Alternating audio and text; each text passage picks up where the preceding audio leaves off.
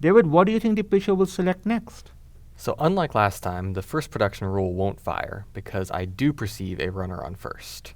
Instead, while I don't perceive fewer than 2 outs, I do perceive a runner on first. So this production rule will fire, and now my goal is to get the batter out via pitching. That'll skip the next rule and come down to here. Given that the goal is to pitch and we have a new batter, we're going to add some information to our state so we can actually now not just keep track of the game as a whole, but we can keep track of this individual exchange with the batter. Then, the goal is to pitch and the batter is not yet out, so we're going to suggest the throw curveball operator. We then look and see that the batter bats right-handed, so the next rule doesn't fire. So at this point, we've only suggested one operator, the throw curveball operator, so we're going to send that to our motor system. So the answer will be that we'll throw a curveball. That was right, David. Thank you. Let's summarize some of the things that David noted. So based on the contents of the working memory, some rules get activated.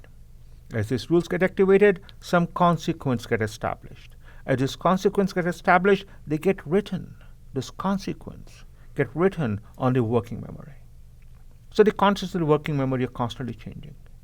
As the contents of the working memory change, new rules can get activated. So there is a constant interaction between the working memory and the long-term memory. The contents of the working memory change quite rapidly. The contents of the long-term memory change very, very slowly.